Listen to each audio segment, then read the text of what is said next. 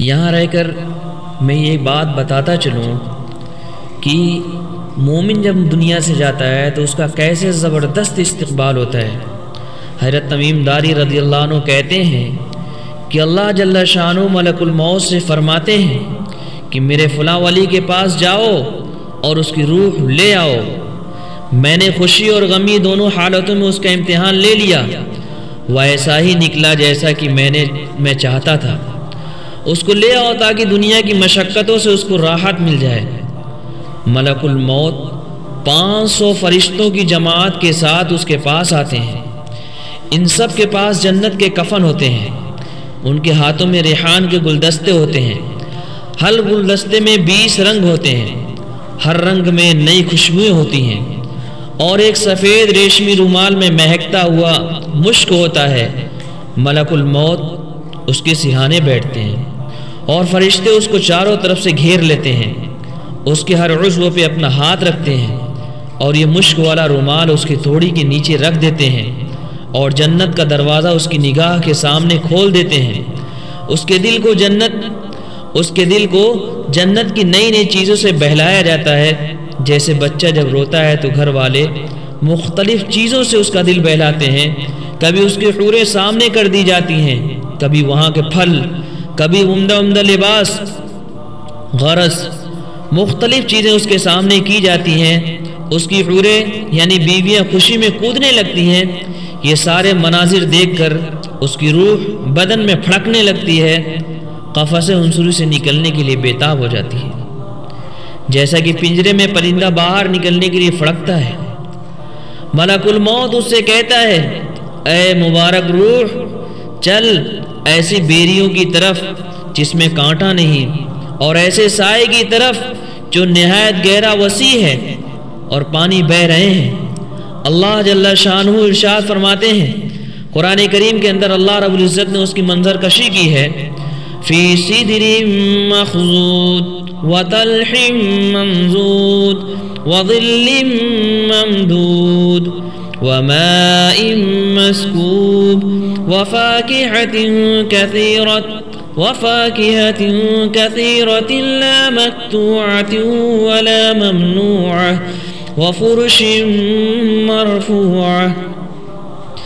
کہ اصحاب یمین عیش کریں گے کانٹوں سے پاک بیریوں میں، اوپر تلے لدے ہوئے کیلے کے درختوں میں، اور دور تک پھیلے ہوئے سائے میں، بہتے ہوئے پانی میں، ڈھیر سارے پھلوں میں جو نہ کبھی ختم ہوں گے نہ ان پر کوئی روک ٹوک ہوگی، اور اونچے رکھے ہوئے فرشوں میں۔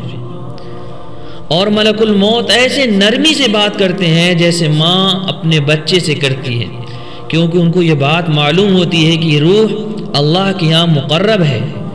چنانچہ وہ اس روح کے ساتھ نرمی سے پیش آتے ہیں تاکہ اللہ تعالیٰ اس فرشتے سے خوش ہوں۔ اس کی روح بدن سے اس طرح سہولت سے نکلتی ہے جیسا کہ آٹے میں سے بال نکالا جاتا ہے۔ جب روح نکلتی ہے تو سب فرشتے اس کو سلام کرتے ہیں اور جنت میں داخل ہونے کی بشارت دیتے ہیں، جس کا ذکر قرآن مجید میں اللہ رب العزت نے فرمایا ہے، الذین تتوفاہم الملائکۃ طیبین یقولون سلام علیکم ادخلوا الجنۃ بما کنتم تعملون۔ یہ وہ لوگ ہیں جن کی روحیں فرشتے ایسی حالت میں قبض کرتے ہیں کہ وہ پاک صاف ہوتے ہیں۔ وہ ان سے کہتے ہیں کہ سلامتی ہو تم پر، جو عمل تم کرتے رہے ہو اس کے صلے میں جنت میں داخل ہو جاؤ۔ دوسری جگہ اللہ تعالیٰ ارشاد فرماتے ہیں، فَأَمَّا إِن كَانَ مِنَ الْمُقَرَّبِينَ فَرَوْحٌ وَرَيْحَانٌ وَجَنَّةُ نَعِيمٍ۔ پھر اگر وہ مرنے والا اللہ کے مقرب بندوں میں سے ہو تو اس کے لیے آرام ہی آرام ہے، خوشبو ہی خوشبو ہے اور نعمتوں سے بھرا باغ ہے۔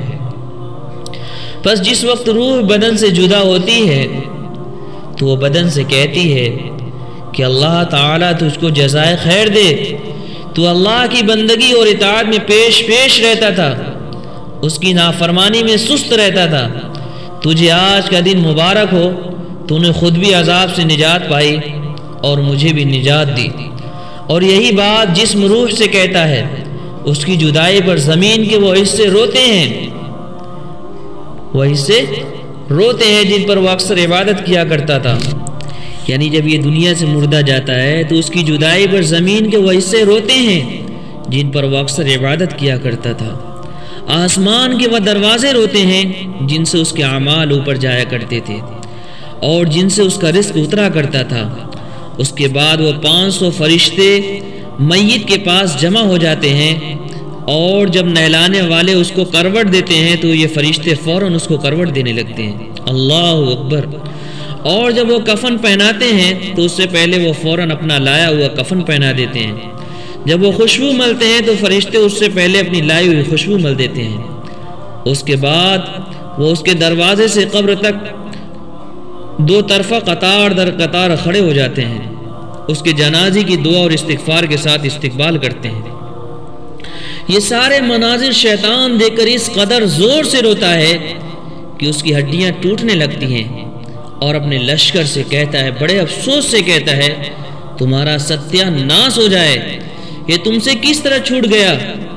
وہ کہتے ہیں کہ یہ معصوم تھا۔ اس کے بعد جب حضرت ملک الموت اس کی روح لے کر اوپر جاتے ہیں تو حضرت جبرائیل علیہ السلام 70,000 فرشتوں کے ساتھ اس کا استقبال کرتے ہیں۔ یہ فرشتے اس کو اللہ تعالیٰ کی طرف سے بشارتیں دیتے ہیں۔ اس کے بعد جب ملک الموت اس کو عرش تک لے جاتے ہیں تو وہاں پہنچ کر وہ روح سجدے میں گر جاتی ہے۔ اللہ تعالیٰ کا ارشاد ہوتا ہے کہ میرے بندوں کی روح کو، میرے اس بندے کی روح کو فی صدر مخضود و طلح منضود میں پہنچا دو۔ جب اس کی ناش یعنی لاش قبر میں رکھی جاتی ہے تو اس کی نماز دائیں طرف آ کر کھڑی ہو جاتی ہے، روزہ بائیں طرف کھڑا ہو جاتا ہے، قرآن مجید کی تلاوت اور اللہ کا ذکر سر کی طرف کھڑا ہو جاتا ہے، اور جماعت کی طرف بڑھائے گئے قدم جو جماعت کی نماز کو قدم چلے تھے وہ پاؤں کی طرف کھڑے ہو جاتے ہیں، اور مصیبتوں پر جو اس نے صبر کر رکھا تھا، اسی طریقے سے گناہوں پر جو اپنے آپ کو روک رکھا تھا، قبر کی ایک جانب کھڑے ہو جاتے ہیں۔ اس کے بعد عذاب الہی خوفناک دوش کی شکل میں اپنی گردن نکالتا ہے اور مردے تک پہنچنا چاہتا ہے۔ جب دائیں جانب سے آتا ہے تو نماز اس کو کہتی ہے کہ ہٹ جا، یہ شخص خدا کی قسم دنیا میں ہمیشہ مشقت اٹھاتا رہا، ابھی ذرا راحت سے سویا ہے۔ پھر وہ بائیں جانب سے عذاب آتا ہے تو روزہ اس طرف اسی طرح اس کو پیچھے ڈھکیل دیتا ہے۔ اس کے بعد دوسری کی طرف سے آتا ہے تو تلاوت، یعنی اس کے بعد جب وہ سر کی طرف سے آتا ہے تو تلاوت اور ذکر اس کو روک دیتے ہیں کہ ادھر بھی تیرا راستہ نہیں۔ غرض وہ جس جانب سے عذاب آنا چاہتا ہے اس کو راستہ نہیں ملتا، کیونکہ اس ولی کو ہر جانب سے عبادتوں نے گھیر رکھا ہوتا ہے۔ وہ عذاب عاجز و بے بس ہو کر واپس چلا جاتا ہے۔ اس کے بعد صبر جو ایک کونے میں کھڑا ہوتا ہے ان عبادتوں سے کہتا ہے کہ میں تو اس انتظار میں تھا کہ اگر کسی جانب عبادت کی کسی قسم کی کمزوری سے کچھ کمزوری پیدا ہو گئی ہو تو میں اس جانب سے لڑوں گا، مگر الحمدللہ تم نے مل کر اس کو دفع کر دیا۔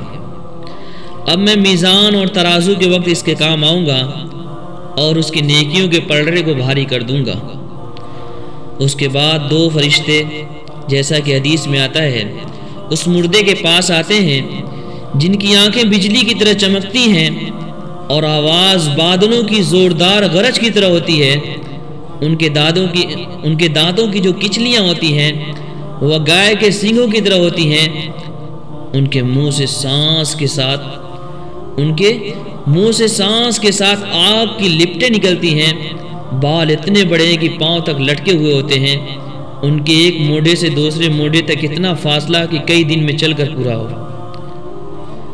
اوہو، اللہ کی پناہ، اللہ کی پناہ۔ مہربانی اور نرمی نام کی کوئی چیز ان کے پاس نہیں ہوتی۔ سختی کا معاملہ مومنوں کے ساتھ نہیں کرتے، لیکن ہیبت ہی کیا کم تھی۔ ان کو لوگ منکر و نکیر کہا کرتے ہیں، منکر و نکیر سے یاد کرتے ہیں۔ ان میں سے ہر ایک کے ہاتھ میں ایک اتنا بڑا اور بھاری ہتھوڑا ہوتا ہے کہ اگر ساری دنیا کے انسان اور جنات مل کر اٹھانا چاہیں تو ان سے نہ اٹھ سکے۔ وہ آ کر مردے سے کہتے ہیں بیٹھ جا، مردہ ایک دم بیٹھ جاتا ہے اور کفن اس کے سر سے نیچے سرین تک آ جاتا ہے۔ وہ سوال کرتے ہیں تیرا رب کون ہے، تیرا مذہب کیا ہے، تیرے نبی کیا ہے، تیرے نبی کا نام کیا ہے؟ مردہ کہتا ہے کہ میرا رب اللہ تبارک و تعالی ہے جو وحدہ لا شریک لہ ہے، وہ تنہا مالک ہے، اس کا کوئی شریک نہیں، میرا دین اسلام ہے، میرے نبی محمد صلی اللہ علیہ وسلم ہے جو خاتم النبیین ہیں۔ وہ دونوں کہتے ہیں کہ تو نے صحیح کہا۔ اس کے بعد وہ قبر کی دیواروں کو سب طرح سے ہٹا دیتے ہیں، جس سے قبر اوپر سے اور چاروں جانب سے دائیں بائیں سرہانے اور پایتی سے بہت زیادہ وسیع ہو جاتی ہے۔ اس کے بعد یہ کہتے ہیں کہ سر اوپر اٹھاؤ۔ مردہ جب سر اٹھاتا ہے تو اس کو ایک دروازہ نظر آتا ہے جس میں سے جنت نظر آتی ہے۔ وہ کہتے ہیں کہ اے اللہ کے ولی، وہ جگہ تمہارے رہنے کی ہے، اس وجہ سے کہ تم نے اللہ تبارک و تعالیٰ کی اطاعت و فرمانبرداری کی۔ حضور صلی اللہ علیہ وسلم فرماتے ہیں قسم ہے اس ذات کی جس کے قبضے میں میری جان ہے، اس کو اس وقت ایسی خوشی ہوتی ہے، ایسی خوشی ہوتی ہے جو کبھی بھی نہ لوٹے گی۔ اس کے بعد وہ فرشتے کہتے ہیں کہ اب ذرا اپنے پاؤں کی طرف بھی دیکھ لے۔ وہ دیکھتا ہے تو جہنم کا ایک دروازہ نظر آتا ہے جس سے جہنم کے عذاب کی مختلف خوفناک شکلیں اس کو نظر آتی ہیں۔ وہ فرشتے اس سے کہتے ہیں اے اللہ کے ولی، تو نے اس دروازے سے نجات پائی۔ اس وقت مردے کو اس قدر خوشی ہوتی ہے کہ جو کبھی نہ لوٹے۔ اس کے بعد قبر میں 77 تقریباً جنت، اس کے بعد جنت قبر کے اندر اس کے لیے جنت کی کھڑکیاں کھول دی جاتی ہیں، جنت کی طرف دروازے کھول دیے جاتے ہیں جن میں سے وہاں کی ٹھنڈی ہوائیں اور خوشبو آتی رہتی ہیں، اور قیامت تک یہی منظر رہے گا۔ اللہ رب العزت سے ملاقات کا شوق، یہاں رہ کر یہ بات بھی آپ لوگوں کو بتاتا چلوں، یہ بات بھی فائدے سے خالی نہیں۔ ام المؤمنین حضرت عائشہ صدیقہ رضی اللہ عنہ فرماتی ہیں کہ رسول اللہ صلی اللہ علیہ وسلم نے ارشاد فرمایا جو اللہ کی ملاقات کو محبوب رکھتا ہے اللہ تعالیٰ بھی اس سے ملاقات کو محبوب رکھتا ہے، اور جو اللہ کی ملاقات کو ناپسند کرتا ہے اللہ بھی اس سے ملاقات کو ناپسند کرتا ہے۔ میں نے کہا ہے اللہ کے رسول، موت کو ناپسند کرنے سے کیا مراد ہے؟ ہم سے ہر ایک موت کو ناپسند کرتا ہے، ہم میں سے جو لوگ بھی ہیں کوئی مرنا نہیں چاہتا تو ہم میں سے ہر ایک ناپسند کرتا ہے۔ تو فرمایا اس طرح نہیں، بلکہ جب مومن آدمی کو اللہ کی رحمت و خوشنودی اور جنت کی بشارت دی جاتی ہے تو اللہ تعالیٰ سے ملاقات کو چاہتا ہے، اور اللہ بھی اس سے ملاقات کو چاہتا ہے۔ اور جب کافر کو اللہ کے عذاب اور ناراضگی کی بشارت دی جاتی ہے تو وہ اللہ سے ملاقات کو ناپسند کرتا ہے، اور اللہ بھی اس سے ملاقات کو ناپسند کرتا ہے۔ حضرت ابو سعید خدری رضی اللہ عنہ سے روایت ہے کہ اللہ کے رسول صلی اللہ علیہ وسلم نے فرمایا جب میت تیار کر کے رکھ دی جاتی ہے تو لوگ اپنے کاندھوں پہ اس کو اٹھا لیتے ہیں، اگر میت نیک ہو تو وہ کہتی ہے مجھے آگے پہنچا دو، اور اگر نیک نہ ہو تو اپنے اہل خانے یعنی اپنے اٹھانے والوں سے کہتی ہے ہائے اس پر ہلاکت ہو، اس کو کہاں، مجھے کہاں لیے جا رہے ہو، مجھے کہاں لیے جا رہے ہو۔ ہر چیز اس آواز کو سنتی ہے سوائے انسان کے، اگر انسان سن لے تو بے ہوش ہو کر گر پڑے۔ میرے عزیزو اب بھی وقت ہے ہم توبہ کریں، رجوع کریں اللہ رب العزت کی طرف۔ زندگی کا کچھ بھروسہ نہیں، کب زندگی کی شام ہو جائے۔